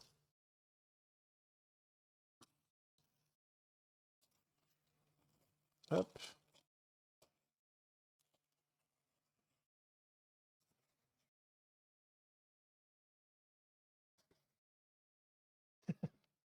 Abuse pas, chef.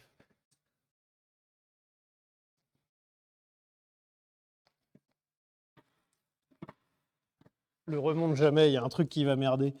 Alors, l'idée, c'est quand même d'avoir un démarreur de rab. C'est pas un démarreur qui est destiné globalement à aller dans la voiture. Enfin, dans une voiture en particulier. Ça, ce genre de démontage, globalement, et de sauvetage, là, en général, nous, si c'est pour une voiture client, on préfère l'envoyer chez quelqu'un qui fait de la machine électromécanique pour qu'il puisse tester ici la continuité dans les induits et qu'il puisse voir en fait s'il n'y a pas le petit vernis ici qui est un peu abîmé et le cas échéant, si le vernis est un peu abîmé, qu'il puisse nous le refaire. Parce que là, globalement, même si à l'œil je ne vois pas de vernis qui est un peu abîmé, potentiellement, si je lui mets du courant, eh bien, il va y avoir un arc électrique qui pourra se créer. Ça ne veut pas dire que mon truc ne tournera pas. Le truc, il va tourner, par contre, il va avoir beaucoup moins de puissance. Donc là, ça, ce truc-là, c'est une bonne solution de dépannage, mais c'est du dépannage, quoi. C'est pas mieux.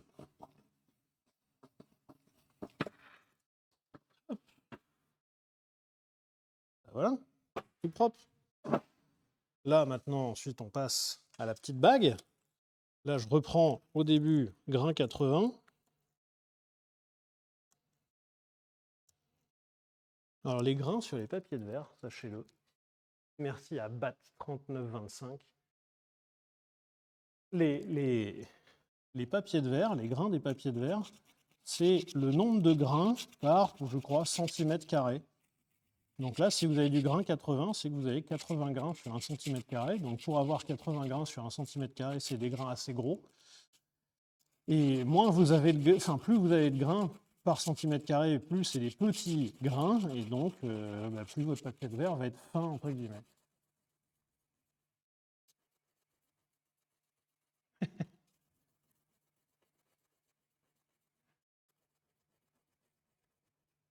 On a combien de grains? Oui.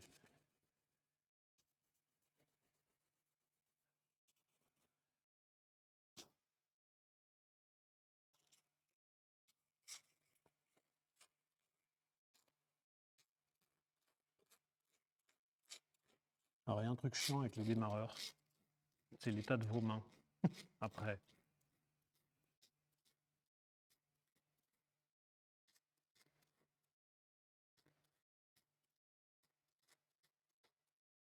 Ah, a priori, je dis une connerie. C'est le nombre de fils qui filtrent le sable. D'accord.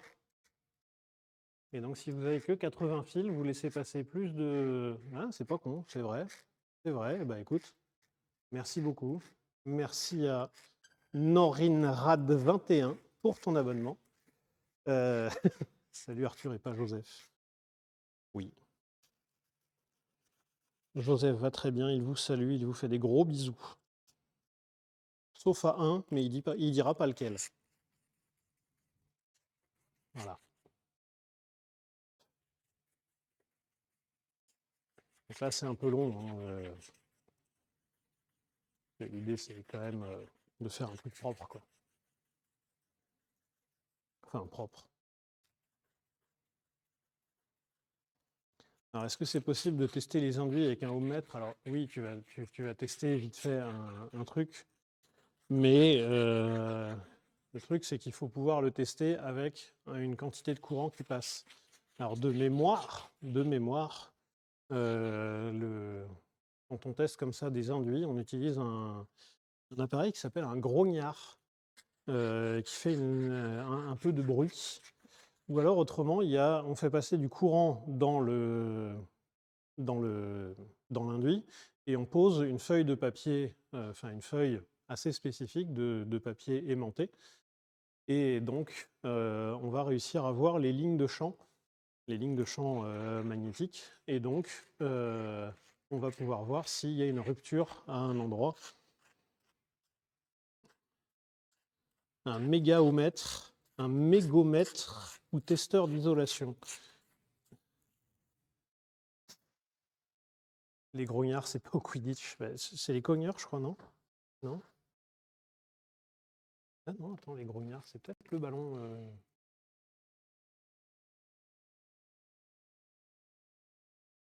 Je rentre bien dans les lignes de champ.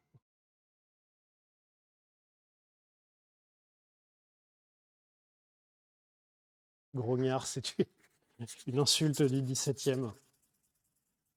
Satané grognard!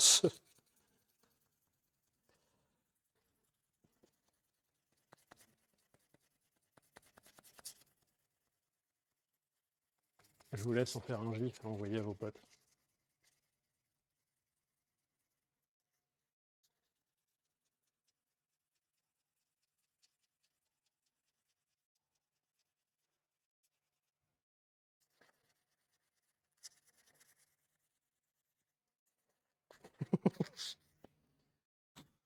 Ouais, mais regardez, en attendant, j'ai la bague toute propre. Voilà.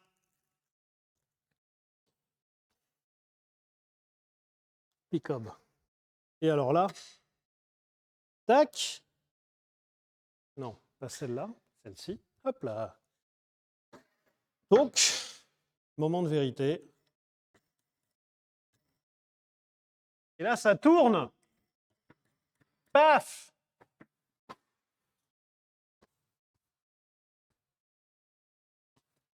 Hop. Donc, alors là, je vais essayer. Il va falloir que j'enlève l'encoche que j'ai faite avec mon burin. Alors en temps normal, j'irai faire un petit coup sur mon tour à métaux pour pouvoir le retirer. Là, l'idée étant quand même que je reste à peu près avec vous. Hein.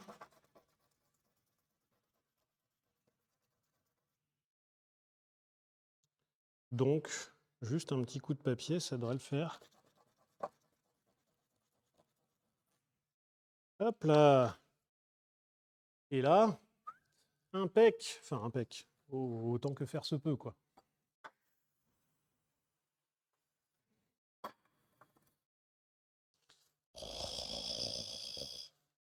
La chance. La chance quand ça se passe comme ça. Tac.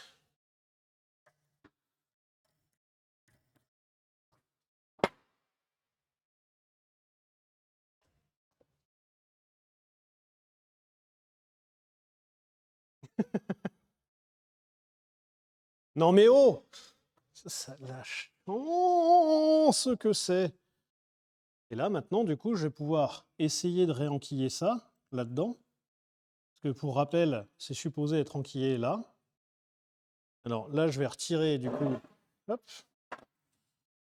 Là, je vais retirer l'aimant, là. Allez, barre-toi. Toujours chiant, ça. Tac! Voilà.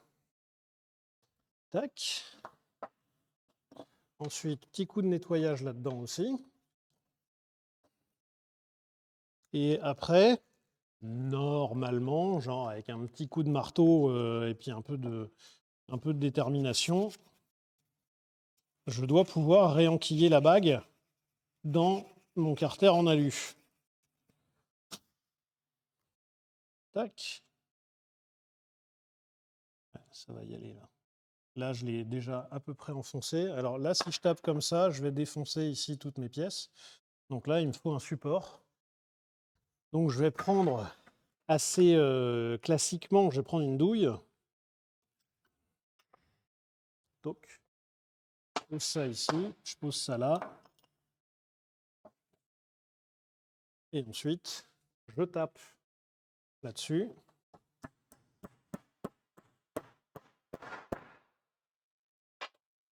Et là, ma bague est réinsérée. Alors, la cam, merci. Merci de me signaler que la cam n'était pas la bonne. Mais là, globalement, ça y est, c'est remis en place. Et on vérifie ensuite.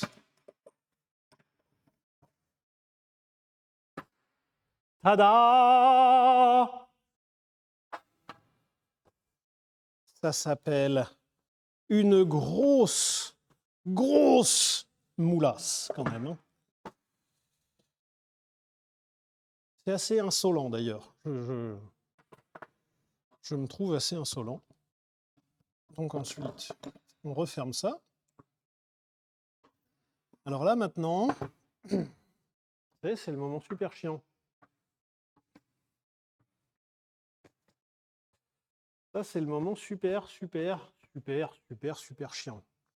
Parce que il faut que je remette là, ces charbons, il faut que je les remette ici, dans leur logement, mais avec le ressort ici, le petit ressort, qui vient appuyer sur le charbon. Donc, c'est chiant. Voilà. Globalement, c'est très chiant même que d'abord. C'est pour ça qu'ils ont laissé les petites fenêtres ici. Mais bah écoutez, trop gentil. Tac. Tac. Là, j'ai... Vous voyez, j'ai plusieurs perçages ici, mais j'en ai un seul qui est isolé, qui a une bague en caoutchouc qui est isolée. Donc ça veut dire que c'est le perçage pour faire passer le plus.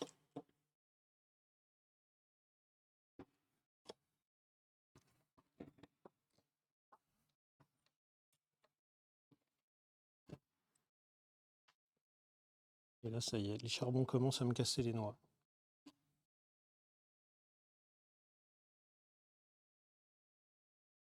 Cool, hein?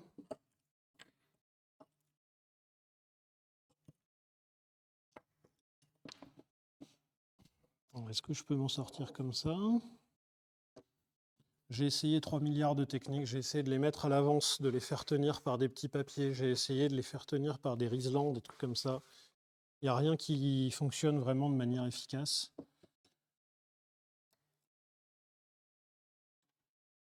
Hop. Alors lui, il me fait chier là. Lui là.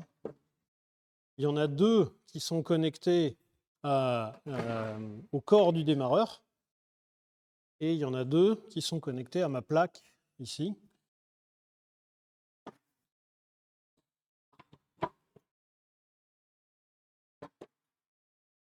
Hop. Alors lui, j'arrive à le faire ressortir. Alors là, potentiellement, vous allez pouvoir m'entendre râler, grogner, m'énerver, ça.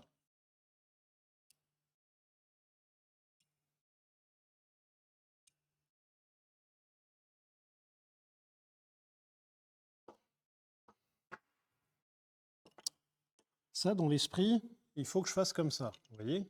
Lui, là, j'arrive à le replacer. Sauf que lui, si je le lâche, vous voyez, il ressort.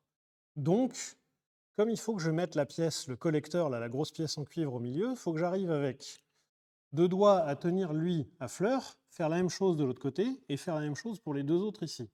C'est-à-dire qu'il me faut pour l'instant 47 doigts Mais en plus de ça, il faut que je tienne la pièce là et ici, ce qui nous fait un total de 74,5, enfin 74,5 doigts. On arrondira au supérieur, donc 75 doigts. Ça commence à faire beaucoup, beaucoup, beaucoup. Voilà.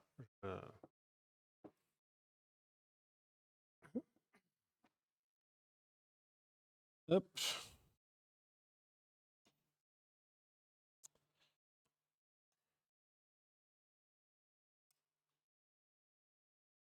Vous vous rappelez quand je les ai démontés, j'ai dit c'est le truc le plus chiant. Et ben voilà, je vous ai pas menti. C'est un des trucs les plus casse-noix que je connaisse. Là, j'ai remis les deux. Je vais tenter de glisser ça comme ça.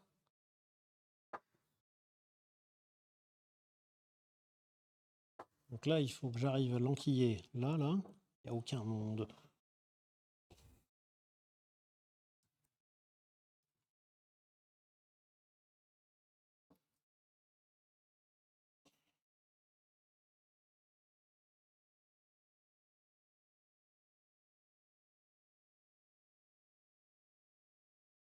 Après, c'est pas mon tout premier démarreur, hein. Donc j'ai toujours fini par les remonter, mais en râlant plus ou moins et surtout plus que moins.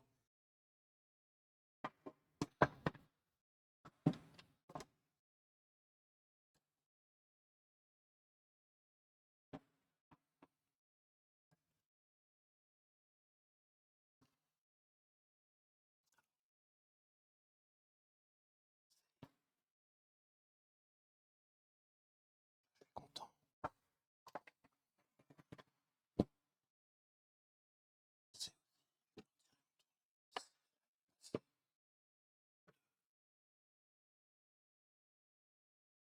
Oui, les fenêtres, c'est fait pour mettre les charbons après avoir fermé. Oui, effectivement. Hop. Donc là, j'en ai 2,5. Je suis super content. Mais là, vous voyez celui-là, pour que je puisse le mettre.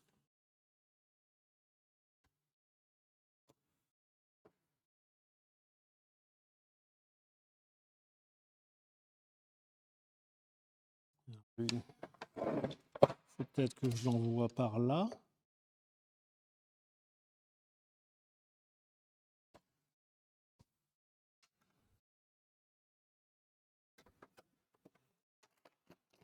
Désolé, là, vous voyez un homme qui opère au maximum de ses capacités.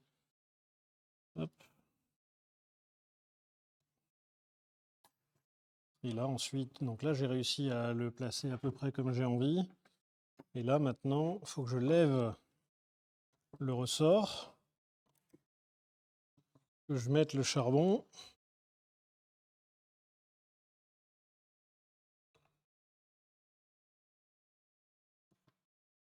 Et que je enquille ce truc-là. Le ressort, et le ressort, il faut que je le mette centré. Donc là, c'est bon. 3 charbons. Et ici, il me faut le 4e charbon.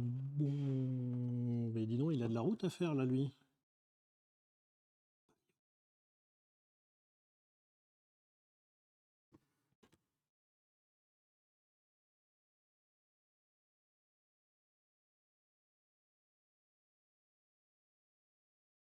Je ne l'ai pas mis au bon endroit.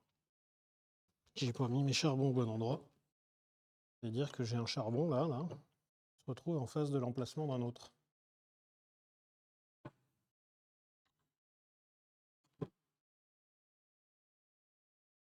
Je vais me foutre en l'air. Je vais me foutre en l'air, simplement. Ça y est. Vous voyez une grenade, là. Je vais apprendre à jongler avec des grenades. Je sais pas jongler, donc je vais me prendre une grenade dans la tronche. Et puis voilà, ce sera fini cette souffrance. C'est tout ce que je vois comme possibilité. Après, je ne le vois pas comme une possibilité, je le vois comme une opportunité maintenant de me foutre en l'air. J'ai l'opportunité de me foutre en l'air. Parce que là, si je veux tout revérifier, il faut que je renlève ça.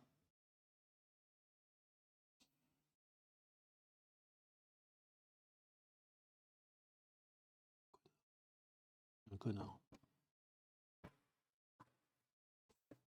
Ça y est, le karma frappe. Exactement, voilà, j'ai pas galéré. Et là, vous voyez, mon induit, il tourne, là. Donc là, enfin, moi qui étais tout content. Moi qui me disais, oh là là, le stream, il va être sorti vite. Après, ceci dit, j'avais une inquiétude, c'est que le stream soit fini très très vite, puisque je faisais un démarreur qui est une pièce qui est quand même relativement simple.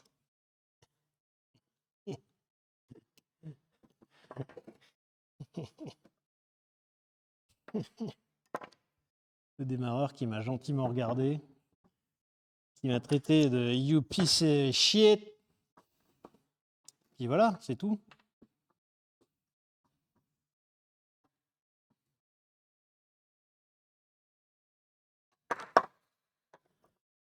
Oh, sweet depression.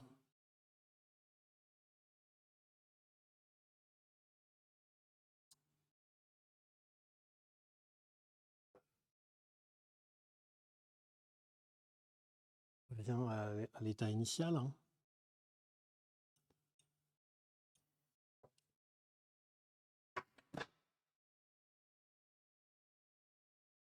Oui, parce que là, vous voyez le fun. Vous voyez que ce charbon, il est attaché là, là, et ce charbon, il est attaché là. Donc, ils sont attachés tous les deux d'un même côté. Alors, celui-là a un fil plus grand, donc lui va ici, et lui va ici.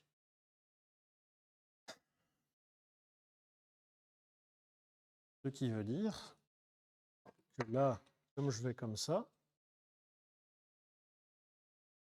comme je mets comme ça, I et lui va là, donc lui, mais non, il va pas là.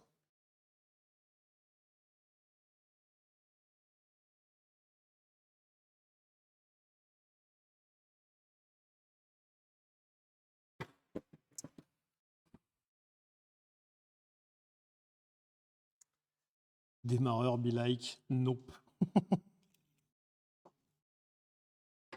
Je pense que le démarreur, il s'amuse beaucoup là. Non, là, lui, je peux pas le mettre là. Non, non.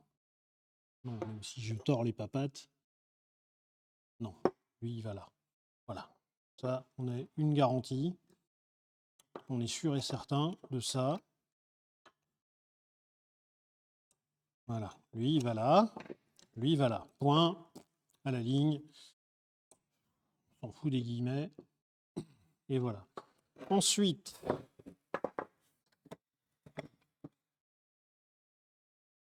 c'est bien parce que là, les deux sont face à face. On se dirait c'est super simple, mais on a cet inconnu-là, là, ici. De toute façon, lui, il doit aller là. Lui, il faut que je trouve un moyen de le faire. Il est aussi tendu que ça, lui? Oui. Point. Fin de l'histoire. Oui, il était aussi tendu que ça. Je vous avais dit qu'il y a une des opérations dans les démarreurs que je n'aimais pas faire. Et bien, c'est exactement celle-là, là, celle pour laquelle je râle.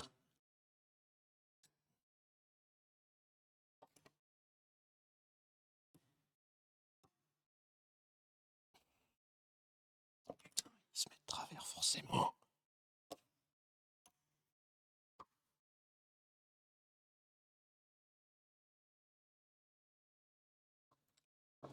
Lui, là.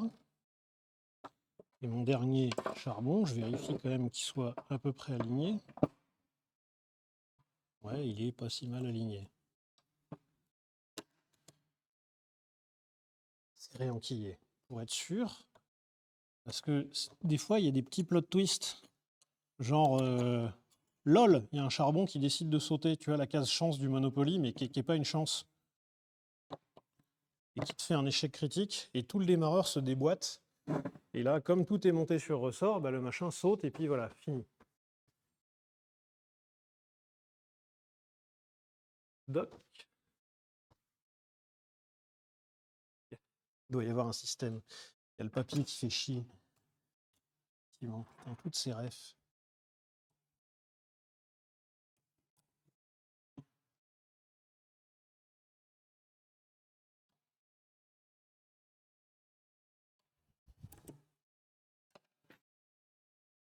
Et là, putain, celui-là, il se pose nickel. Donc tu te dis, mais pourquoi il est en train de rager, l'autre con, là? Ça se fait trop facile. Non, hein.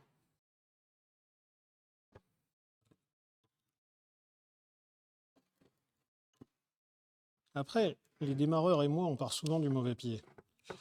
Le démarreur, typiquement, c'est le truc, tu sais, t'as tout refait. Puis il y a le démarreur qui vient te faire un vieux doigt. Tu sais, le démarreur, il tournait avant que tu le refasses. Et puis en fait, la voiture, tu la stockes pendant quelques années. Le temps de refaire le reste propre. Puis le démarreur qui fonctionnait se dit, eh ben non, c'est mon tour. Hein, t'as pas pensé à moi, bah voilà, on y va. Hein.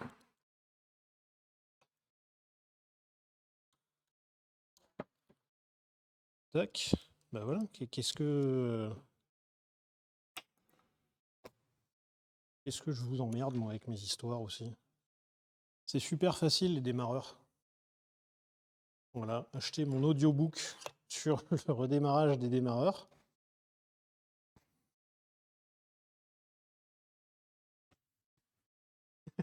Votre charbon vient de sauter. Rendez-vous à la case communauté pour le faire réparer, payez 2000 €. Tac. Et ensuite, on revisse tout ça. Si on est des gourmands, on remonte la sangle là, la sangle qui cache tout. Et on se dit que c'est bon. Ça, c'est le côté joueur. Le côté moins joueur, c'est on attend de vérifier que tout se passe bien, on fait tout tourner.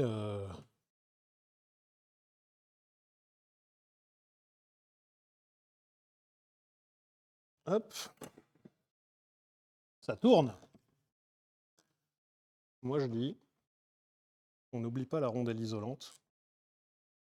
On a une rondelle plate, on a une rondelle frein. On remonte ça, on remonte la sangle, on redémarre. Et on est trop content parce qu'on est trop fort. De toute façon, si dans la vie, vous ne faites pas des petits paris de temps en temps, voilà, je ne sais pas où je vais avec cette phrase, je vous laisse vous démerder.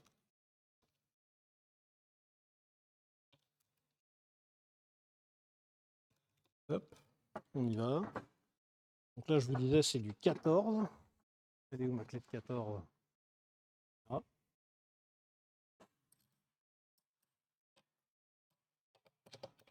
On prie très fort. Là, on ne serre pas trop fort parce que c'est des bagues en plastique.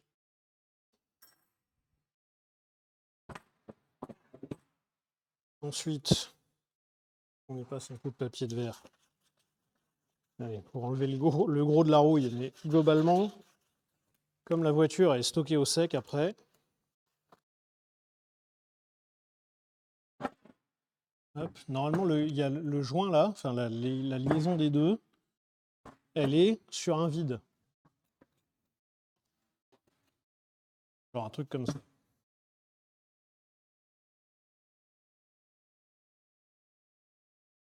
Est-ce qu'on est prêt là? Est-ce qu'on est prêt?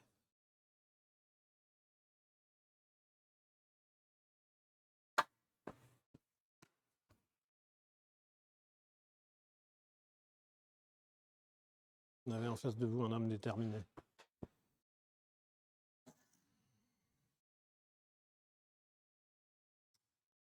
Batterie, câble et feu. Alors on enlève le nettoyant frein pour des raisons évidentes de risque d'étincelle non contrôlé. On range un petit peu les outils parce que tout va bouger.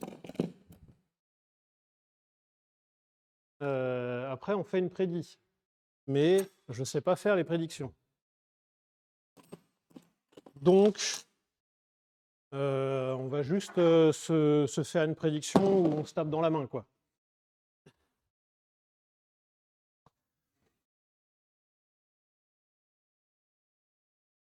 Normalement. Normalement. Ah, attends. Est-ce qu'il y a un truc? Gérer les objectifs. Faire un clip. Ça, je m'en fiche. Lancer une pub. Gérer les sondages. Nouveau sondage.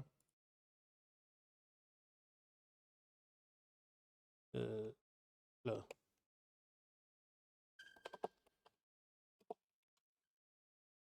On va faire un sondage assez simple.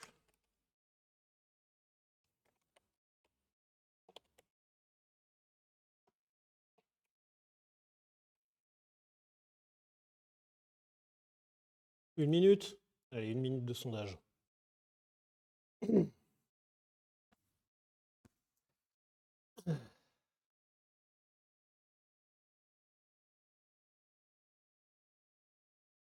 Toc. Est-ce que ça tourne? Oui, non. On va voir. Hello, suite au stream sur la boîte auto, je me demandais comment était décidé quel rapport devait être engagé. Qu'est-ce qui pilote la petite tige qui sélectionne le rapport? Alors, qu'est-ce qui pilote? C'est le contrôle valve. En dessous, il y a une petite boîte. Enfin, on a vu le petit paquet avec des petits vérins hydrauliques. Et en fait, c'est la pression d'huile.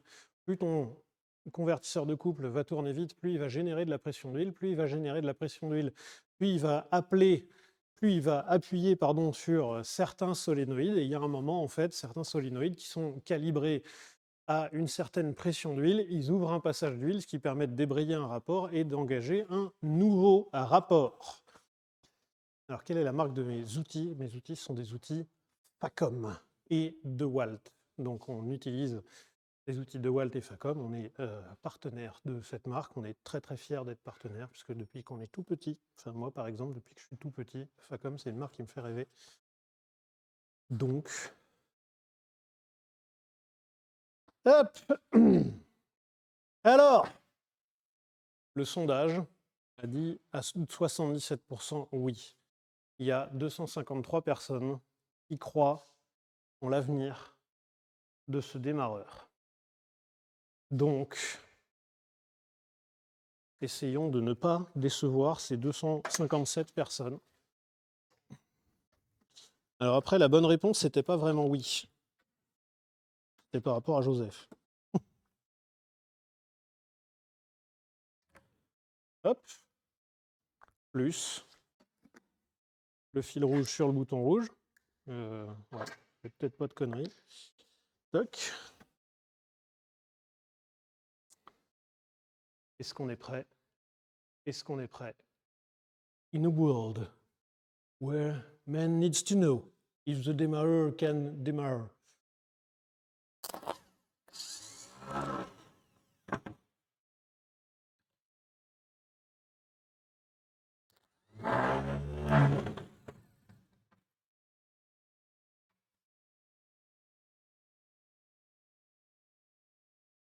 Signature look of superiority.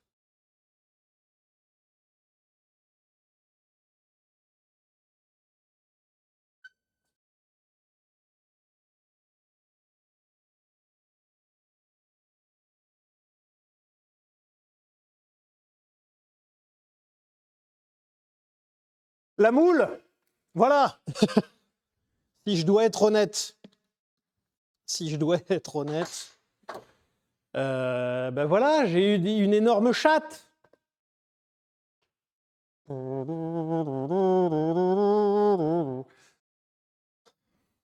La chance. Question con, est-ce que ça tourne dans le bon sens? Alors, d'habitude, ayant travaillé dans la formation, j'ai fini par prendre pour habitude de dire il n'y a pas de questions cons, il n'y a que des gens cons qui posent des questions. Ça me fait vraiment marrer. Mais elle est vraiment pas con ta question, dis donc.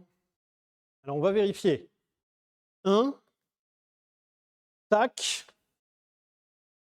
Si ça tourne, si en plus de ça, ça tourne dans le bon sens, ça veut dire que j'ai remonté les charbons dans le bon sens et tout ça. Alors là, ce soir, je reprends 2 fois des nouilles. Hein. Plus. Moins. Allez, c'est parti. Et oui, ça tourne dans le bon sens. Parce que quand ça tourne dans le bon sens, ce truc-là là, se rapproche ici. En fait, par effet d'inertie, ce truc-là se rapproche du volant moteur. Hop, tac, tac, tac, tac, tac. hop là. Vous voyez ici la noix de démarreur, sous l'effet de l'inertie, se rapproche ici et vient s'engrainer sur le volant moteur. Donc là, le volant moteur, il est ici. Ça vient s'engrainer ici. Et dès que le moteur démarre, eh bien, par effet d'inertie, cette fois-ci, l'inertie, elle vient d'ici, eh bien, ça rejette le pignon ici, et ça le rejette tellement vite qu'il y a un ressort ici pour l'amortir. Donc, normalement, ces démarreurs-là, quand on les démarre dans le bon sens, ce truc-là vient se coller au démarreur. Et là, regardez, vous voyez, il se rapproche ici. Alors, il ne se rapproche pas de manière très très fluide, mais parce que peut-être un petit coup de graissage, ça y ferait du bien. Ah. Oh. Ça.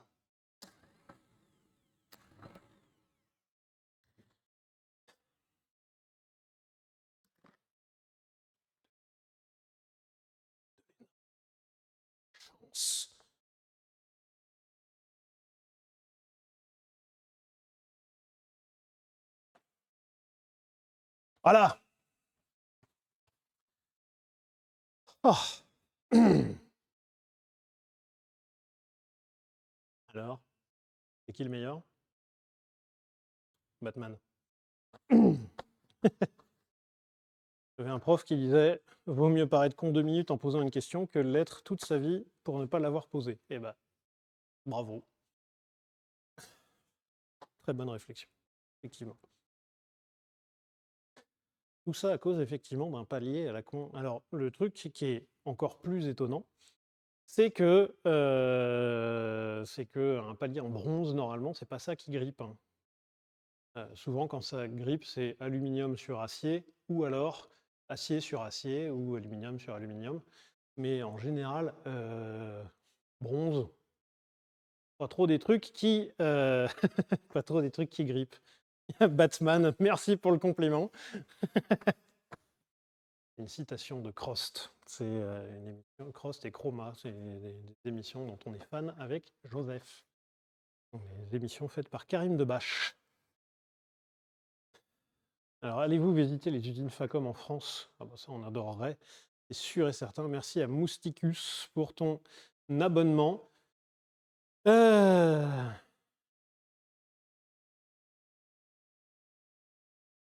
Alors, il n'y a pas besoin de lubrifier la petite rondelle au centre du démarreur que tu as réussi à l'enlever. Alors, est-ce que c'est un alliage auto-lubrifiant? Oui, c'est un alliage auto-lubrifiant, c'est du bronze.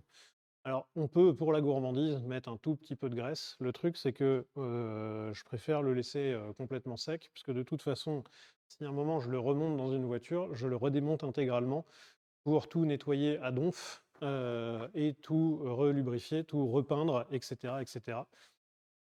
Arthur va pouvoir se la péter, parce que vous savez que je possède 2 démarreurs de Daimler 4,5 litres en état de marche.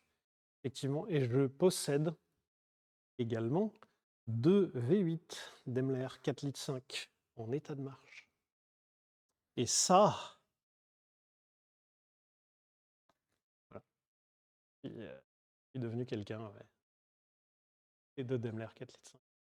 Bon, j'ai pas les voitures autour, mais ça, plus tard. Pas tout de suite, pas tout de suite.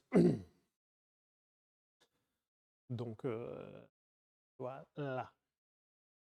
À quand le remontage du moteur dans la Volvo? Peut-être quand mon usineur se sera rappelé qu'il a mon moteur de Volvo.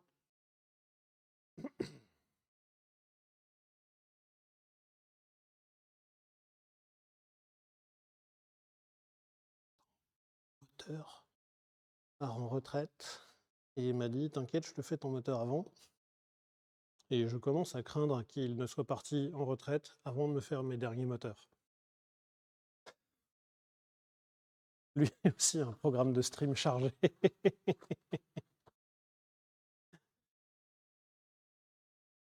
Ah. Je possède 2 démarreurs de Daimler fonctionnels. C'était monté dans quelle voiture? C'était monté dans des DR 450 ou des Daimler Majestic Major. En vrai, si vous en avez vu une rouler, c'est rarissime, globalement.